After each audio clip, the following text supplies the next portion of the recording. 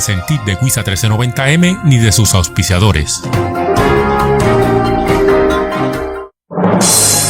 A esta hora presentamos Desde mi punto de vista con Paín Acevedo Hijo y sus colaboradores. Desde mi punto de vista comienza ahora.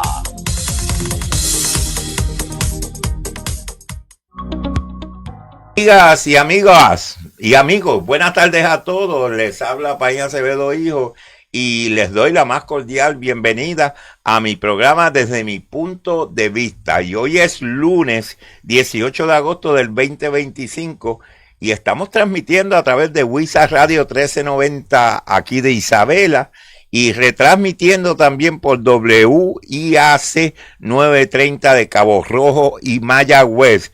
Además, les recuerdo a todos que pueden vernos a través de internet en nuestra página de Facebook, Guisa Espacio TV, Espacio 1390, Espacio AM, de lunes a viernes de 5 a 6 de la tarde. Así que disfruten en nuestro programa del más completo análisis político y social con la participación de 8 de nuestros más experimentados analistas de nuestra área oeste de Puerto Rico. Y hoy, como este es un programa de análisis político, solo falta 1177 días para las próximas elecciones de noviembre del 2028. Hoy me encuentro con un compañero, ¿verdad?, de estas aventuras de estar en la radio llevando mensajes. Y me refiero a don José Bonilla, profesor universitario de la Universidad de Puerto Rico, recinto de Aguadilla, y quien corriera, ¿verdad?, a senador en las pasadas elecciones por Proyecto Dignidad. Buenas tardes, José. Buenas tardes, Paín. Un placer, un honor estar aquí contigo compartiendo este espacio. Esperamos, ¿verdad?, que para bien sea. Gracias, ¿verdad?, por la presentación y esperamos en esta tarde, que es la primera vez que estoy contigo aquí en este programa, pero que ya en otro programa somos compañeros, ¿verdad?, colegas, analistas políticos, comentaristas, como sea.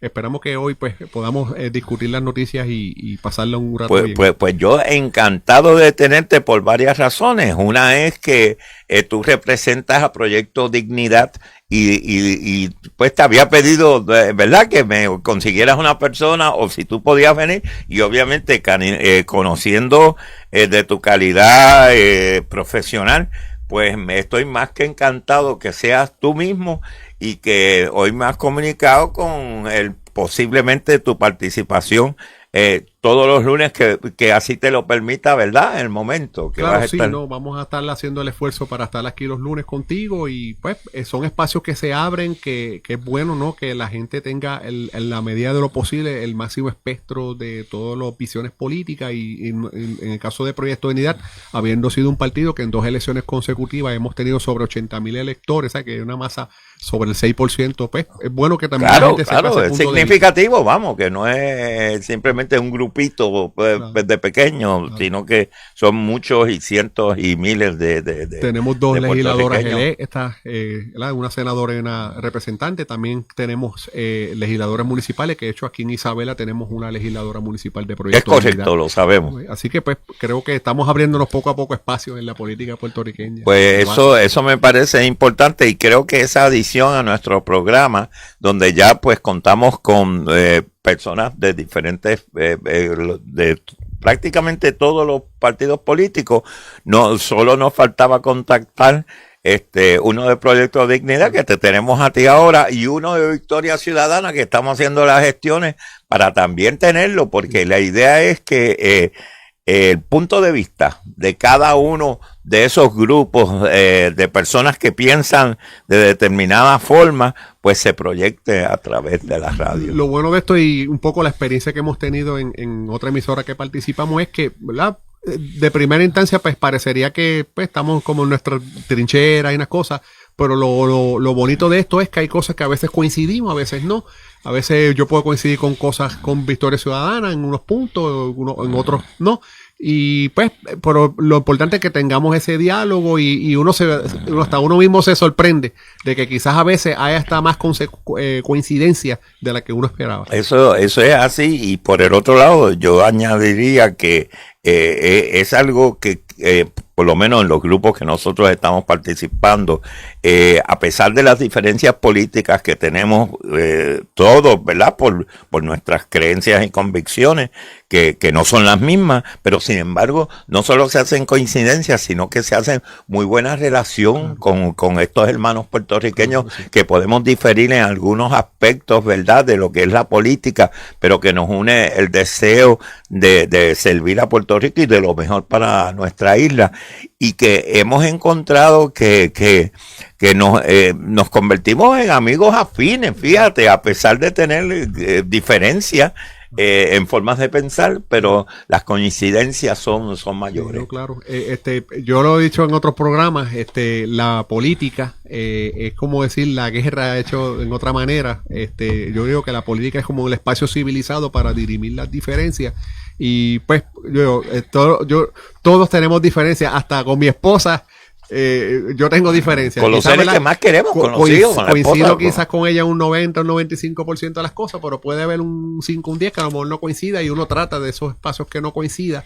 Y no solamente yo hablo de mi cónyuge, puedo hablar con los hijos, abuelos, padres, pero uno busca que aún en donde diferamos, podamos buscar puntos de entendimiento. Mira, y quiero anunciarles a los amigos y amigas que nos escuchan a diario que mañana martes vamos a tener otra persona más de análisis político que no habíamos anunciado, que es el ex representante por el Partido Nuevo Progresista, José Luis Rivera Guerra. Va a estar con nosotros para los amigos PNP y puertorriqueños todos que deseen oírlo, pues lo vamos a tener mañana. Quiero decirle que el jueves vamos a tener una entrevista con una de las personas que más mayor preparada está para estas terapias para la salud a través de los rayos láser, que me parece toda una área de la medicina que está empezando a florecer y que aparentemente hace muchísimo bien, y vamos a oírlo, ¿verdad?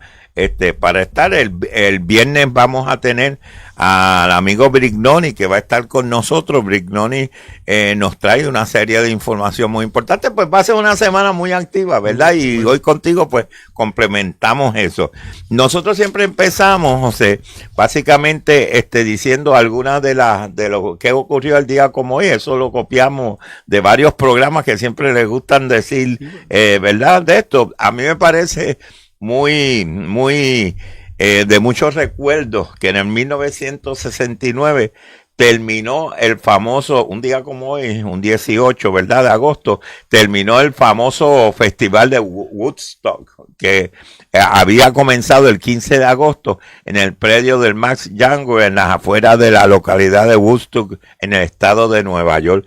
Casi 500,000 de personas presenció los 32 shows que presentaron en las 240 hectáreas, o sea, cuerdas, aquí le decimos cuerdas a esa medida, de la granja. Fue el momento culminante de la cultura hippie y uno de los íconos de la cultura popular del siglo XX.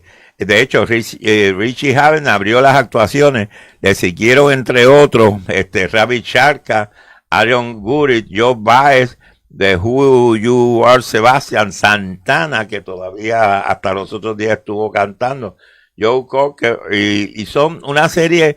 Lo particular de esto, yo tuve ese honor o placer de ser parte de esa historia, y para mí fue impactante porque yo no había visto nunca un festival primero de jóvenes, ¿verdad?, en protesta. En ese entonces, en el 69, eran los años de la guerra de Vietnam, de la protesta de esta guerra y de muchos otros grandes cambios que estuvo la humanidad, ¿verdad?, y especialmente la cultura joven. Y me parece interesante que un día como hoy fue que eso sucedió. También hoy, el día 18 de agosto, este lunes, es el Día Mundial por la Prevención de los Incendios Forestales. Otros eventos y aniversarios asociados a esa fecha. En el 1927 muere el conquistador mongol, conocido como Genghis Khan, que tantas películas han salido de él.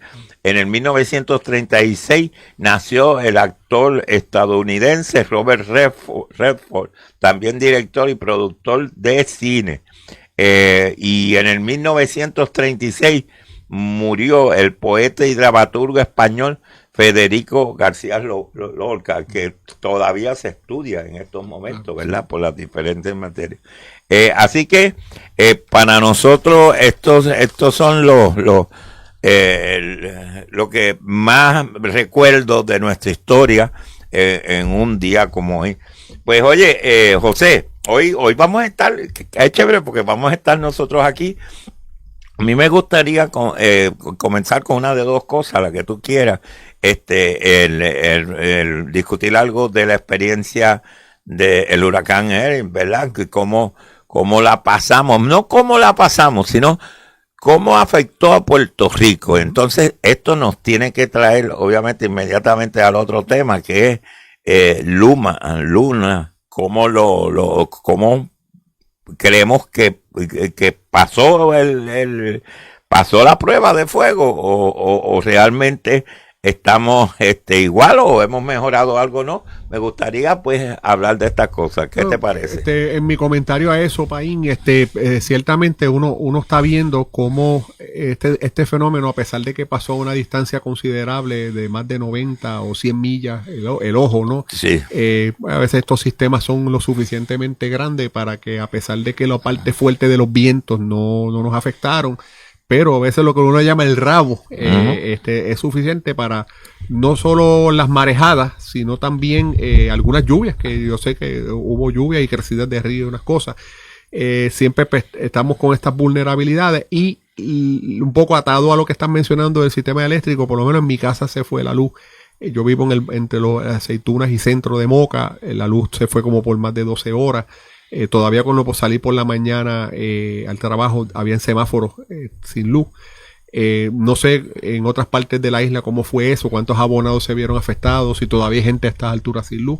La realidad es que nuestro sistema está tan vulnerable y no se ha hecho las inversiones en tanto tiempo que prácticamente es un milagro de Dios que todavía el sistema funcione, ¿no? Y quizás todavía gente comprometida con Puerto Rico, de los trabajadores del sistema, que por lo menos dan la milla extra, ¿no? En tratar de paliar y unas cosas, pero sí, nuestro sistema de Puerto Rico adolece de una buena inversión para renovarlo y ponerlo, ¿no? Al siglo XXI y claro, con las capacidades que se necesitan también para la industria que queremos traer a Puerto Rico. Y para mí me parece muy triste que ante la situación de que hoy en día contamos con unas asignaciones enormes de ayuda federal precisamente para hacer más fuerte, ¿verdad?, nuestro sistema eléctrico que tiene su efecto en toda la economía del país, porque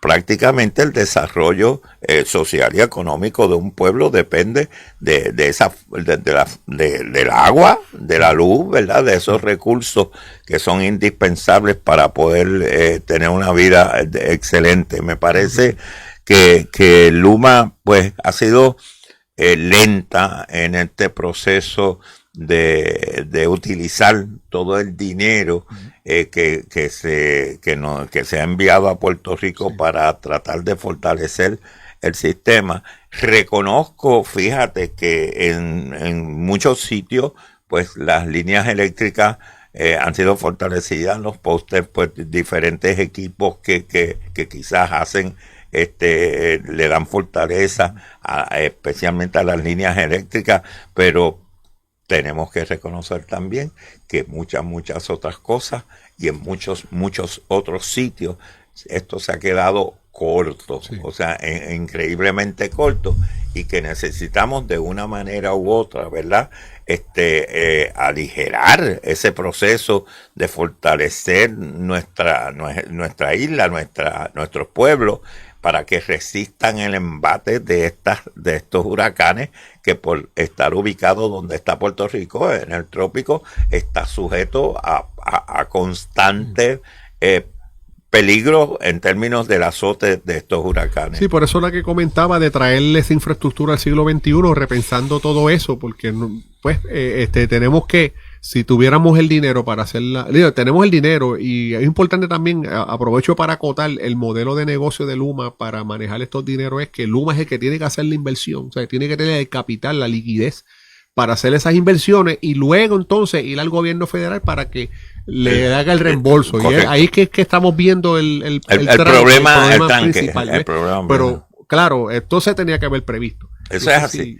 Sí, vamos entonces a la primera pausa de la tarde y volvemos con don José Bonilla, ese profesor universitario, ¿verdad? Y que pertenece al Proyecto Dignidad, porque vamos a hablar ahorita del Proyecto Dignidad, pues eso es muy importante, especialmente hoy que tenemos el placer de tener el primer participante de Proyecto Dignidad en esta semana que llevamos de eso. Adelante, Control, con la pausa. Desde mi punto de vista, regresa en breve. Por fin regresa la grandiosa Feria Agrícola y Cultural del Castillo Labadí en Moca, del viernes 29 al domingo 31 de agosto en el Castillo Labadí en Moca. Agricultura, kioscos, artesanías, charlas y mucho más. Separa la fecha del 29 al 31 de agosto para que disfrutes de la Feria Agrícola y Cultural del Castillo Labadí. Produce Martín Candelaria. Te invita el municipio de Moca y su alcalde Efraín Franco Barreto, el Departamento de Agricultura, FIDA, la Compañía de Turismo de Puerto Rico, Conexión Laboral y Moca Co-op. Oye, chico, qué bueno que te veo. ¿Dónde consigo que me arreglen el cristal de mi auto de manera profesional? Gigi's Autoglass en Isabela, y está detrás de Flichis Auto Park en Isabela, en la carretera número 2, con el 787-960-3793. Está abierto, chica, de lunes a sábado, de 8 de la mañana a 5 de la tarde. Gigi Autoglass son los profesionales en Isabela. Se acabó la espera. Gigi's Autoglass en Isabela. ¡Qué bien! Para Gigi's Autoglass es que voy, y de una vez que le chequeé la cerradura y otros detalles. Atrévete a lograr más con un préstamo de tu cooperativa de ahorro y crédito de Isabela. Tu mejor interés siempre. Tus planes ya no tienen que esperar. Tú decides. Te prestamos $5,000 pagando 77 pesitos mensuales, 10,122, 20,200, 30,299, 40,399 y 50,498. Visítanos en Isabela Pueblo, en carretera número 2 o en Aguadilla, 872-2265, 830-2440 y 891-2265. Restricciones aplican. El doctor me mandó a hacer unas pruebas y necesito ir a un laboratorio de confianza. ¿A dónde yo puedo ir? Chico, al Laboratorio Jobos, carretera 459, kilómetro 11.4, Isabela. Servicio a domicilio, acepta la mayoría de los planes médicos. Abierto de lunes a viernes, de 7 de la mañana a 3 de la tarde. Con el 787-609-6609. Laboratorio Jobos, Isabela. Farmacia Crismar, ubicada en la avenida Estación, Barrio Bejuco en Isabela, bajo nueva administración. Cuenta con nuevo horario de lunes a viernes de 8 de la mañana a 7 de la noche, sábados de 8 de la mañana a 6 de la tarde. Aceptamos la mayoría de los planes médicos, incluyendo el Plan Vital, variedad en productos over the counter y nuevo servicio de entregas al hogar en el Cris Móvil. También contamos con servicio de lotería electrónica, envoltura de regalos, perfumería, productos de belleza, joyería y mucho más. Ven y visítanos. Llegamos a Isabela para servirles.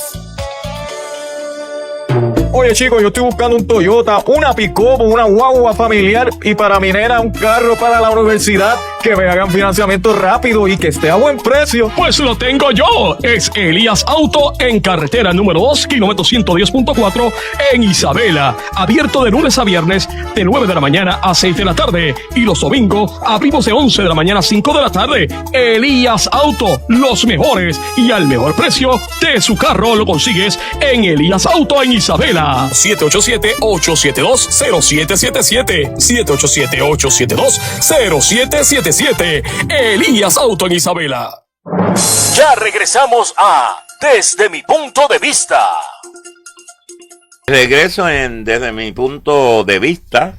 Y hoy, lunes 18 de agosto, tenemos el placer y el honor de tener aquí a don José Bonilla, quien fuera candidato del proyecto Dignidad a senador y quien es profesor universitario. Profesor, entonces, cuénteme, pues, ¿y qué le parece la actitud del gobierno con respecto a Luma? ¿Será real? ¿No lo será? ¿Tendrán intenciones de sacar a Luma? ¿Qué tan bien o tan mal eso puede ser? Porque a veces no se piensan en que si se sacan a esta empresa, hay que tener a alguien que como dice el dicho, salimos de Guatemala y entramos a Guatemala. Sí, no, yo entiendo que el gobierno tiene tremendo reto con esto de Luma, pero tiene que haber un proceso ordenado. O sea, siempre se ha dicho que tiene que haber la documentación para que cuando se lleve algo por incumplimiento de contrato sea sostenible en un tribunal, sobre todo en el tribunal, ¿verdad?, federal, que es donde eso va. Porque si no, Puerto Rico tendría que pagar una cantidad de dinero enorme en compensación por retirar el contrato, tú sabes, si no hay unas razones. Ahora, te sabe que en el béisbol siempre se tiene un pitcher calentando en el bullpen el brazo. Yo no he visto, no sé quién sería el sustitutivo de si ahora mismo Luma se fuera, digamos, dentro de 90 días, 180 días, es más, digamos en un año, que Luma se fuera a ir, pues, porque pudiéramos establecer que se pudiera probar su incumplimiento, se va a la corte, qué sé yo, y el gobierno de Puerto Rico gana el caso. ¿Quién mañana va a sustituir a Luma? No, yo no conozco a nadie que esté en el bullpen calentando el brazo. Así que, pues, eso, porque no es un servicio por ahí que tú puedes contratar cualquier cosa. Claro, porque el país pagaría el precio si no están preparados para hacerlo, tú sabes.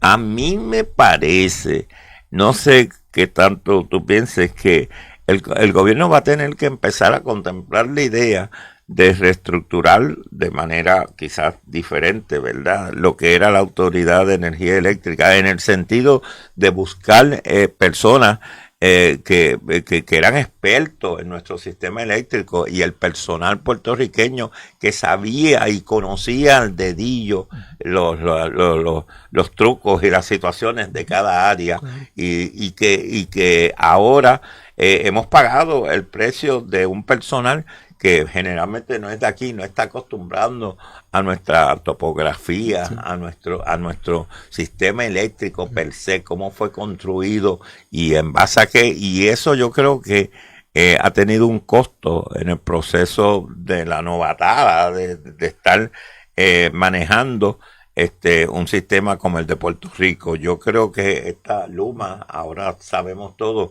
que fue la fusión de dos compañías que realmente quisieron entrar a Puerto Rico, que la experiencia en administrar sitios como Puerto Rico no la tenía. O sea, y se ha visto pues en el proceso de desarrollo, y me parece que el gobierno debe empezar a repensar esto, porque no es traer cualquier compañía para llenar un espacio, es lograr constituir un cuerpo, una empresa que conozca el sistema eléctrico y que de Puerto Rico en particular, y de que lo quiera manejar, ¿verdad?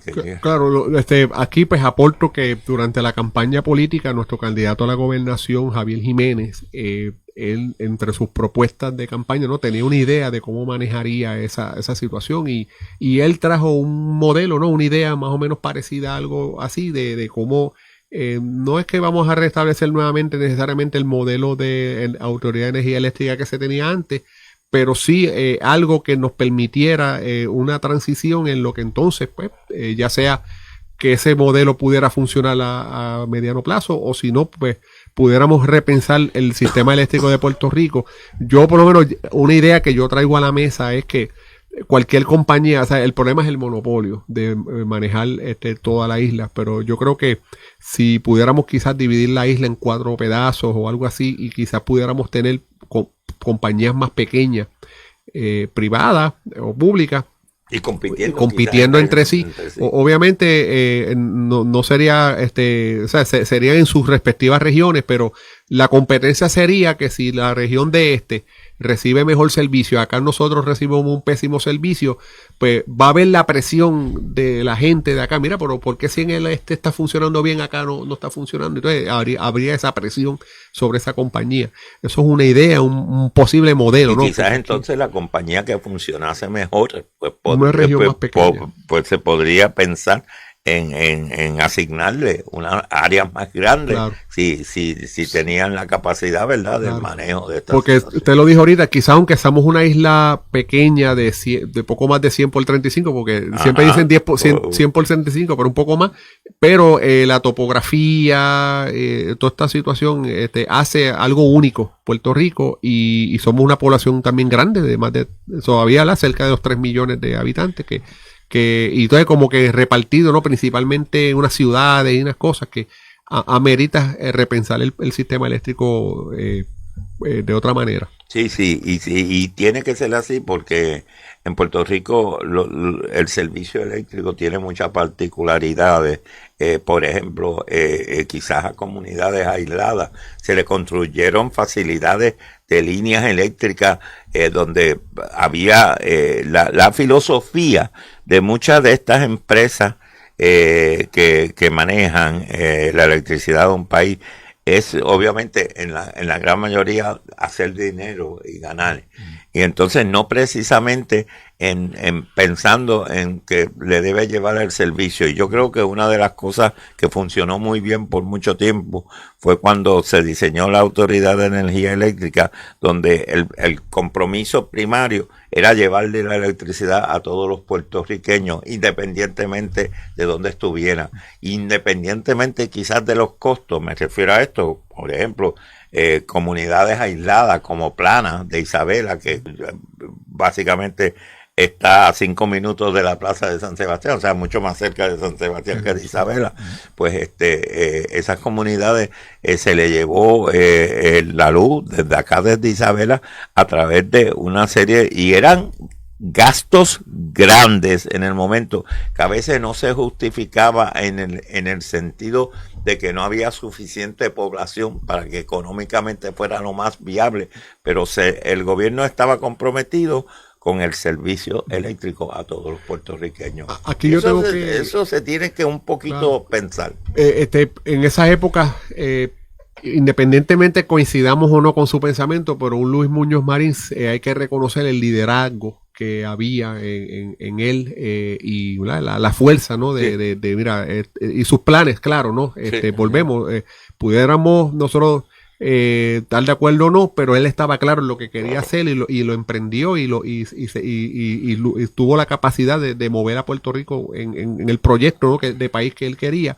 Y sí, ciertamente en esa época pudo tener, como decir, ese liderazgo para que en este caso la empresa pública, la Corporación Pública de Energía Eléctrica, trabajara en esa dirección. Ahora yo retrotraigo hoy por ejemplo, una gobernadora como Jennifer González.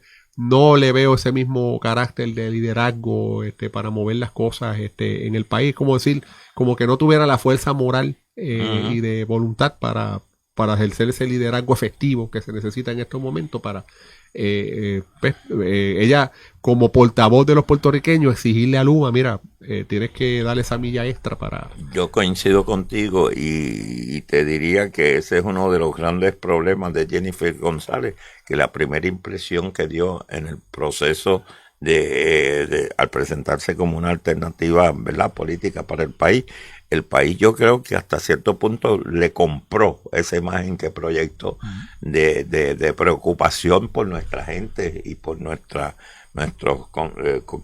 compatriotas, y me parece a mí que ha caído en una etapa donde no precisamente el compromiso con la gente lo más que importa, y ha caído en uno de los grandes males que definitivamente afectó increíble la Autoridad de Energía Eléctrica, que fue la politización de la agencia como tal. O sea, es increíble a través de estos años cómo, y tengo que admitir que lo ha hecho todos los partidos en parte, o sea, y me refiero a los dos que han estado en el poder, sí, porque los otros no han estado en el poder, Partido Popular y el Partido PNP, unos más, otros un poquito menos, pero creo que todos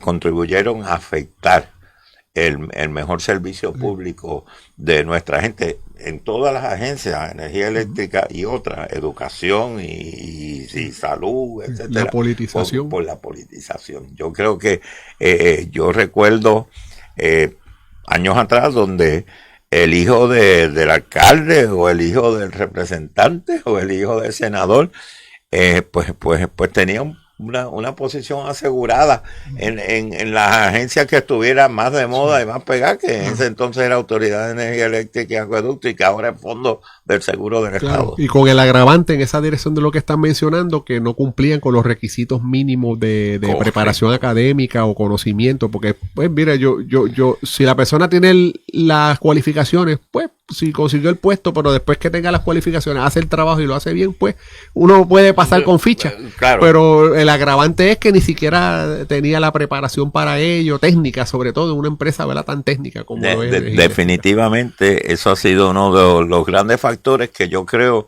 que todos los políticos de ahora deben de alguna manera poder contribuir a revertir de alguna forma, ¿verdad?, esa mala práctica que yo entiendo se tiene en estos momentos. Flaco servicio al pueblo de Puerto Rico. Sí, y lo vemos mucho porque es increíble las agencias que operan alrededor de la figura política que es el padrino de esas agencias, por decirlo así, y solo entran, aquí tenemos entidades públicas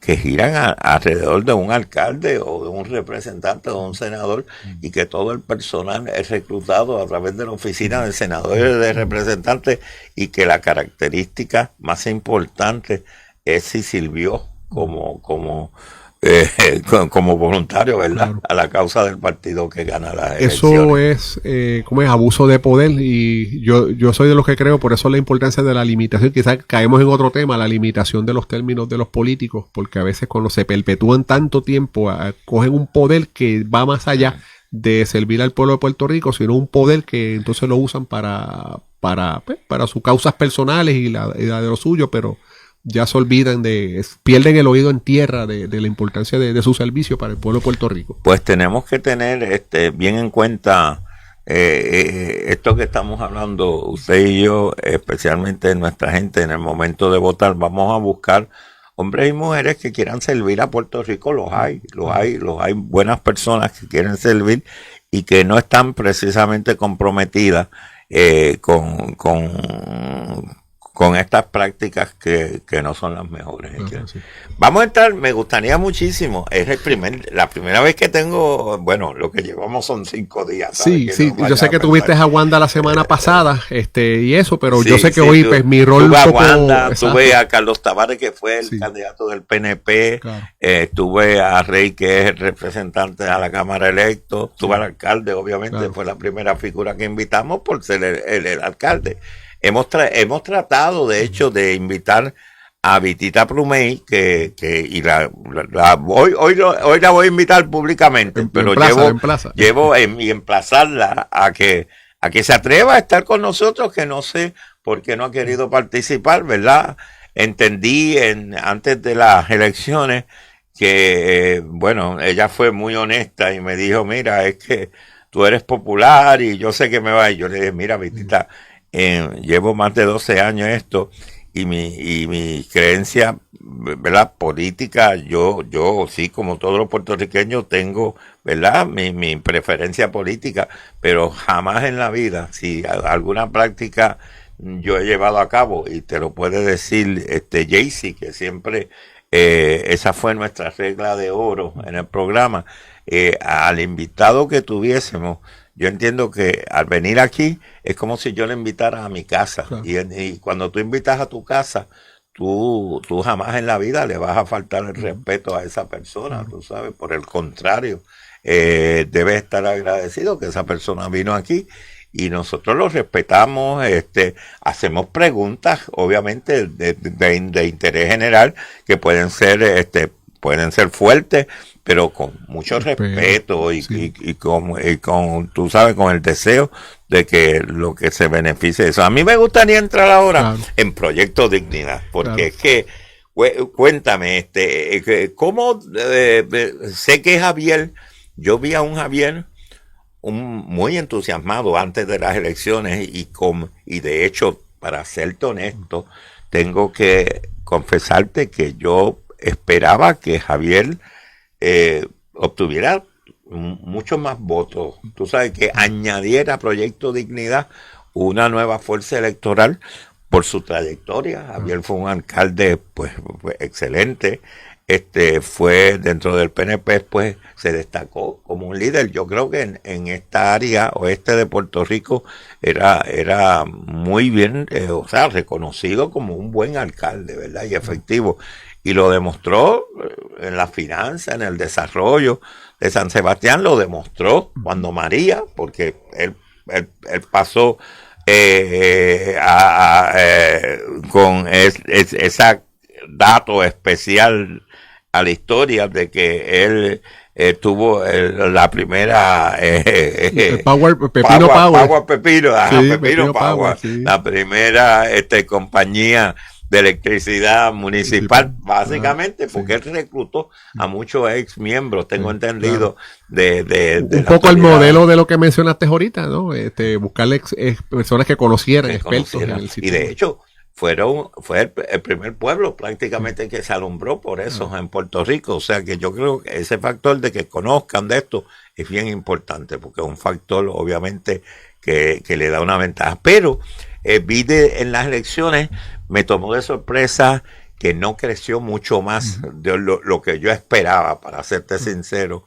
Y luego ha entrado, es natural también, que cuando uno no sale favorecido, a veces el entusiasmo decae, tú sabes, pero ¿qué podemos esperar del Proyecto Dignidad? Sé que están en un momento de reorganización, sé que hay un par de candidatas ya hubo una elección, sí, claro.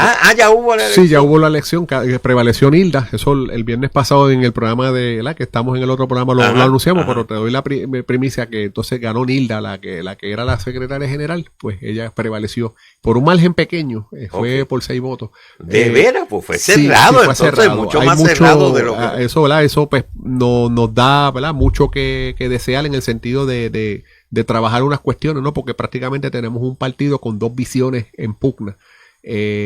Pero un poquito, ¿verdad?, de lo que me abundaste, pues mira, no podemos tapar el cielo con la mano, que nosotros ciertamente en estas elecciones de 2024 trabajamos duro para aspirar a más, porque en el 2020 pues fue un partido que a duras penas en el 2019, ¿verdad?, fue un año arduo para recoger endosos, y pues se logra inscribir ahí a finales del 2019, principios del 2020, y cae la pandemia y pues vemos que fue medio accidentado la participación de Proyecto Dignidad de cara al 2020, y con todo y eso, ¿verdad?, pues logramos la hazaña de aquel momento, sin prácticamente casi ni estructura ni nada, ni mucho menos dinero para hacer campaña, obtener 80,000 votos o más.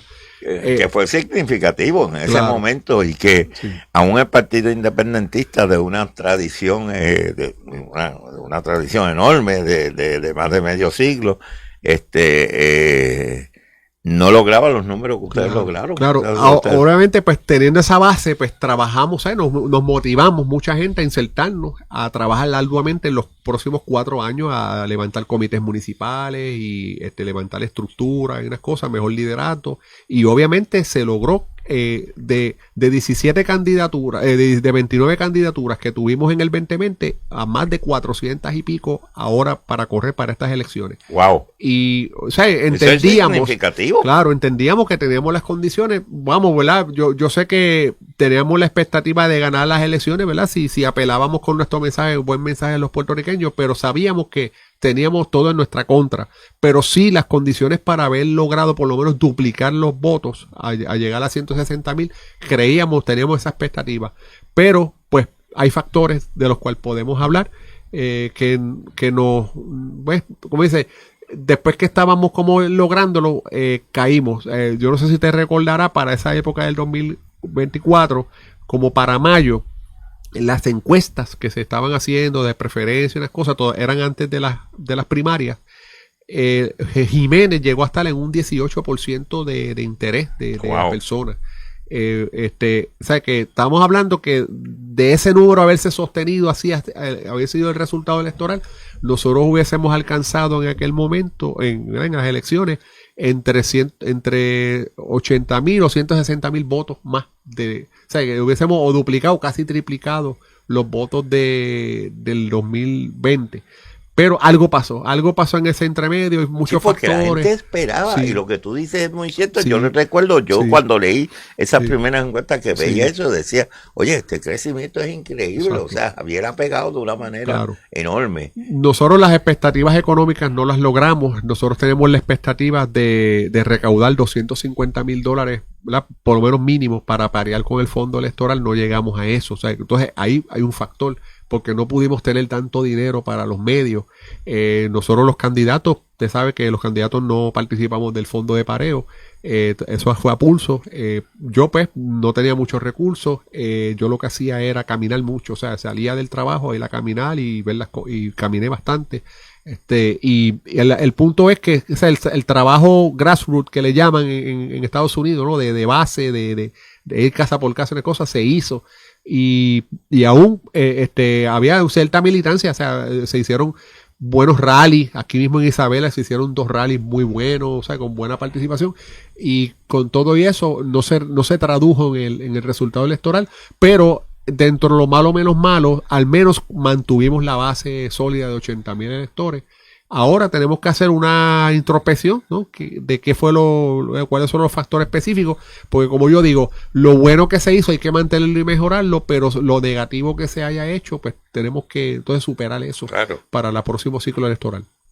Ok, y entonces cuéntame, ¿cómo ve esa elección? ¿Era lo que esperaban ahora? Sí, la elección para la nueva presidenta y el nuevo consejo, sí, no, definitivamente tenemos una situación difícil, porque prácticamente la mitad del consejo o más eran de las personas que favorecían a Dora, que era la candidata a presidenta que no prevaleció, y entonces pues Nilda gana por 6 votos.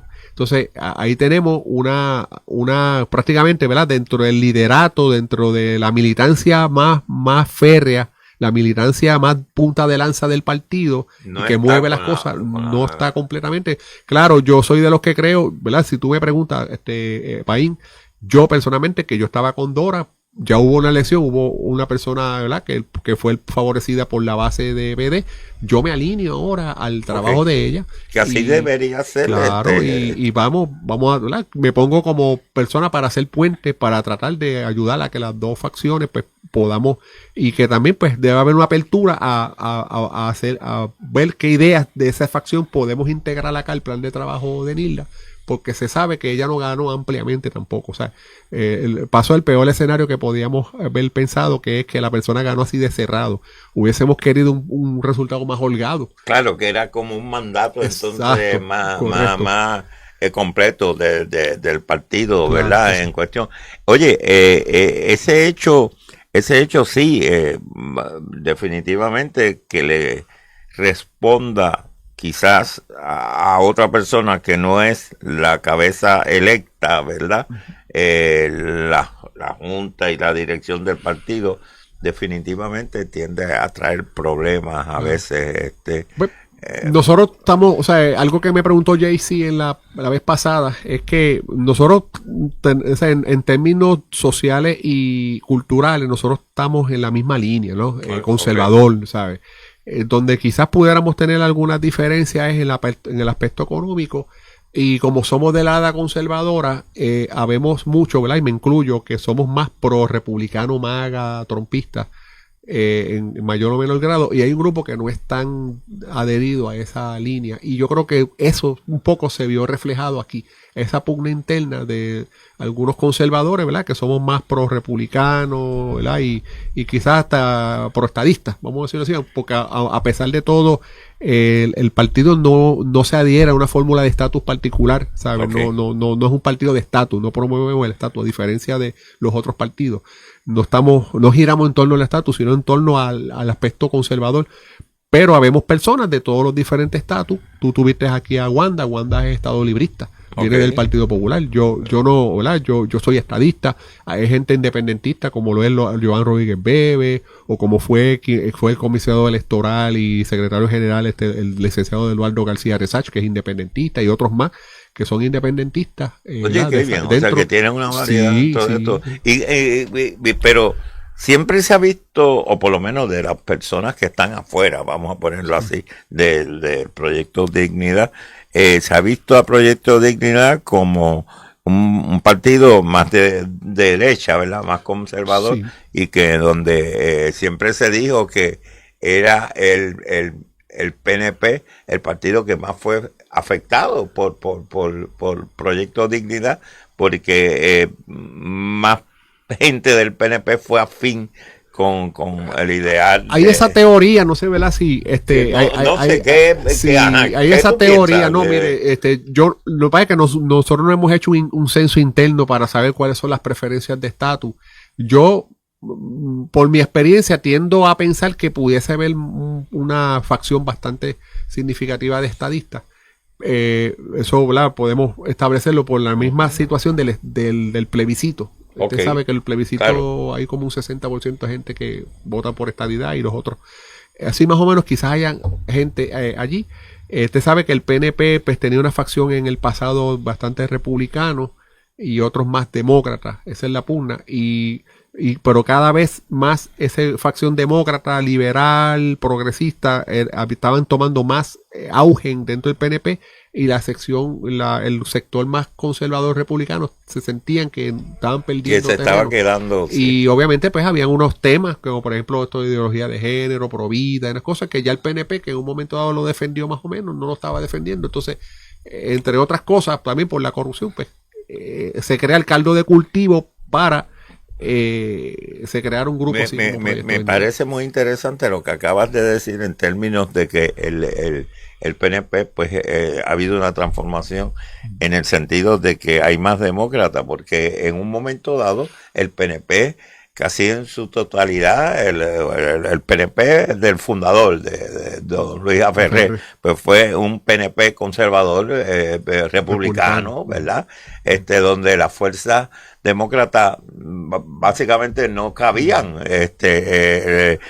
Me parece que fue una estrategia no por convencimiento de ideas, sino como una estrategia política de abordar, poder llegar a los dos partidos nacionales de Estados Unidos, que el PNP, me acuerdo todavía, cuando le dio un cantazo al Partido Popular en unas elecciones de reorganización del Partido Demócrata en Puerto Rico, llegaron y se quedaron con la mitad del partido. O sea, y luego el Partido Popular, 8 años después, hizo a su vez eso, y donde muchos populares y que eran tradicionalmente demócratas hicieron ingresos y se identificaron con el Partido Republicano para tratar de dar un cantazo político como lo hizo el PNP, pero el PNP fue más exitoso. Tengo que que aceptar que el PNP, me parece a mí, logró meterse dentro del Partido Demócrata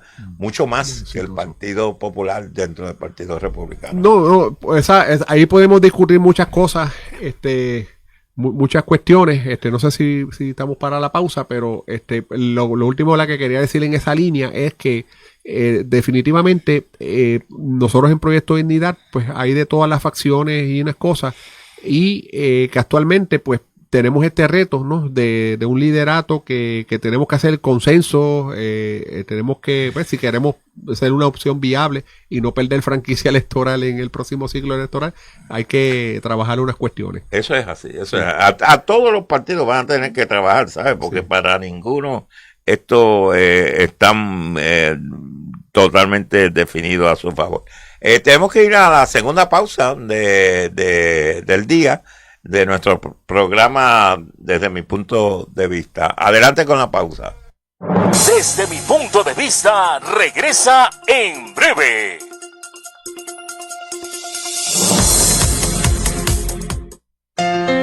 Chico, me chocaron el auto y no sé dónde llevar mi auto para que quede bien bonito y que haga cotizaciones de todo tipo de seguro, y después de pintadito, que me dé un detailing y quede como un espejo. Pues chica, tienes que ir a un solo sitio, Melvin Auto Collision Auto Spa. Están en las 4 calles de Chelao, en el pueblo de Isabela, en el barrio Galateo, con el 939-940-5846, abierto de lunes a viernes, de 8 de la mañana a 5 de la tarde. Se hacen detailing, se hace pintura, de todo, jolatería y mucho más en Melvin Auto Collision Auto Spa en Isabela. Son los profesionales y no hay quien pase. Llegó la verdadera sabrosura a Chick-fil-A, ahora en Isabela. Ven y prueba nuestros sabrosos desayunos desde las 6:30 de la mañana y el gran sabor en nuestros almuerzos y cenas. Ven y prueba nuestros sabrosos sándwiches de pollo, los nuggets y la exclusiva salsa Chick-fil-A. Los waffle fry, consideradas las mejores papas del mercado. El irresistible mac and cheese, las batidas la limonada Chick-fil-A y los refrescos ilimitados. Viernes desde el mediodía y sábado desde las 5 de la tarde. Síguenos en Facebook e Instagram, Chick-fil-A Isabela, para que te enteres de todos nuestros deliciosos platos. Corre, lucha, vive en la segunda edición del 5 y 10K Fuerza y Esperanza. Este domingo 14 de septiembre en el Parterre en Aguadilla. Cada kilómetro apoya a pacientes con cáncer. A beneficio de la Fundación Puertorriqueña Absolute Cancer Relief Fund. Inscríbete hoy en prticket.com y transforma vidas. Habrá premiaciones en metálico. Te esperamos desde las 6 de la mañana. La inscripción incluye camiseta y medalla para las primeras 1,000 personas inscritas en Cruzar la Meta. Cronometraje electrónico, hidratación, el after party. Con Pitex celebra y apoya una gran causa.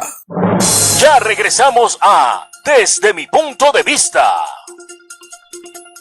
Regreso aquí Desde Mi Punto de Vista. Hoy estamos con una persona la cual hemos incorporado en nuestro grupo de analistas, pero que también hoy viene en calidad prácticamente de invitado, porque él pertenece al partido Proyecto Dignidad, ¿verdad? Y que corrió inclusive en las elecciones pasadas para senador por dicho partido, y me parece que nos ha planteado la esencia de lo que es el Proyecto Dignidad y cómo se está moviendo. De hecho, tengo que decirte, José Bonilla, que a mí me impresionó muy positivamente. Tuvimos el miércoles pasado, si no me equivoco, a Wanda Maldonado, que fue la que corrió para alcalde por este Proyecto Dignidad. Fíjate, y es curioso, ella es de orientación más estadolibrista, correcto, ¿verdad? Sí. Tú eres más estadista. Sí. O sea que el Proyecto Dignidad, lo que los une es quizás el concepto de propuestas conservadoras, pero que hay de todos los partidos políticos, por lo que veo. De todas las ideologías de estatus que antes militaban en los partidos que tradicionalmente están regidos por la ideología de estatus, pero que después en su momento perdieron no, o sea, empezaron ciertos temas conservadores ya no sentirse representados en esos partidos, y este nuevo espacio pues, le brindó la oportunidad a esas personas. Y sí, yo soy de los que creo, sostengo la tesis de que un partido como nosotros sería el más adecuado para o tendría las herramientas para resolver el problema del estatus, porque en nuestro seno hemos sabido estar personas de diferentes estatus, dejar eso a un lado y tener consenso en otros temas y mover las cosas en otros temas. Y claro está, el asunto de estatus, pues trabajarlo de una forma por consenso y sobre todo con comunicación con Estados Unidos, Congreso, porque el Congreso es el que tiene la última palabra sobre Puerto Rico, aunque nosotros tenemos una autonomía, ¿verdad?, otorgada por la ley 600, pero si ahora mismo el Congreso dijera derogar la ley 600, ¿qué hacemos? Es volver otra vez al régimen que hubiera anteriormente.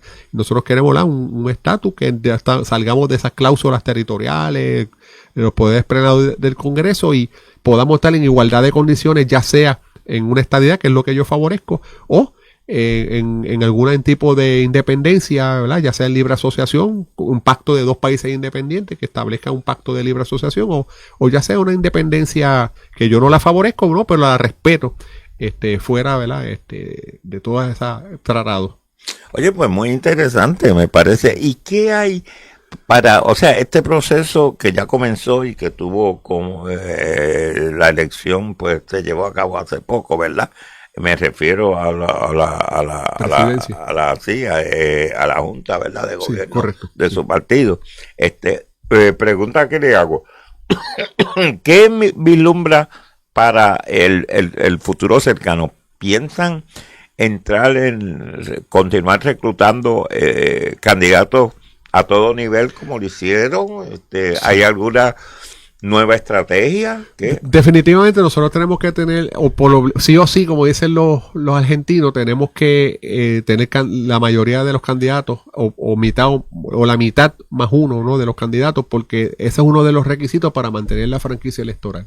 Pero claro está, con la experiencia que tuvimos en el 2024, sí aspiramos a reorganizar los comités municipales que se quedaron chuecos después de las elecciones, reforzarlos, reorganizarlos, y unos pueblos que no pudimos organizar comités municipales, llevar al máximo el 100%, y ahora vamos a trabajar con las estructuras distritales. Anteriormente nosotros no teníamos directivas distritales, esa parte de la estructura no es como la espina dorsal. Ese es muy importante. Eso estamos trabajando, eso va a ser una de las cosas que se va a trabajar en este ciclo, y también nosotros tenemos que seguir llevando el mensaje para que la gente entienda bien lo que es Proyecto Dignidad, porque en la campaña, algo que a mí me daba trabajo cuando iba casa por casa era que de los 3 minutitos promedio que yo tenía para hablar con una persona casa por casa, casi 2.5 tenía que dedicarlo a explicarle lo que era Proyecto Dignidad, claro, y muy poco para explicar mis propuestas. Esa ecuación tiene que cambiar para el futuro, que ya la gente sepa lo que es Proyecto Dignidad y que cuando vayamos a ir casa por casa en el 2028 sea para hablarle de las propuestas específicas para atender las necesidades. De los candidatos específicos. Sí, los candidatos, ¿verdad?, junto, ¿verdad?, con las propuestas del candidato a la gobernación, pero nosotros como candidatos particulares, ¿verdad? Yo no sé si yo correré para el 2028, es un asunto que estamos ahí orando a Dios si así lo permite, bueno, no está sobre la mesa de momento, pero los que vayan a correr, que sepan bien las necesidades de cada comunidad y las propuestas específicas para atender esos problemas. A pesar del triunfo PNP en las pasadas elecciones, yo creo que Proyecto Dignidad de alguna forma y manera afectó al Partido Nuevo Progresista. Y digo esto porque inclusive parte de la estrategia ahora del Partido Nuevo Progresista, me parece a mí que ha sido el llamar la atención como el partido conservador, como un partido conservador, un partido aliado a los republicanos de Estados Unidos, cosa que en momentos dados no era no era significativa o no era parte del Partido Nuevo Progresista. O sea, yo creo que eso ha pasado después de precisamente ver los resultados de las elecciones, y ustedes afectaron. Ahora le pregunto, y nos tenemos que ir ya mismo, ahora el PNP ¿le afectará a ustedes con esas nuevas estrategias de acercarse o por lo menos proyectarse como más conservador y más pro Partido Republicano? No podemos taparle el cielo con la mano, que eso es una amenaza ahí latente, y parte de nuestras estrategias es ver cómo superamos esa amenaza. Así que sí, reconocemos que nos puede afectar. Pues don José Bonilla, yo le quiero agradecer significativamente su participación. Gracias. Es bienvenido a estar con nosotros todos los lunes para que Proyecto Dignidad esté representado aquí también. Claro que sí, ¿Okay? Gracias muchas y nos vemos el lunes que viene. Claro, desde mi punto de vista, amigos y amigas que nos escuchan, hasta aquí en nuestro programa de hoy, lunes 18 de agosto, desde mi punto de vista. Adelante, buenas tardes a todos. Las expresiones vertidas en el programa que finalizó no necesariamente representan el sentir de WISA 1390M ni de sus auspiciadores.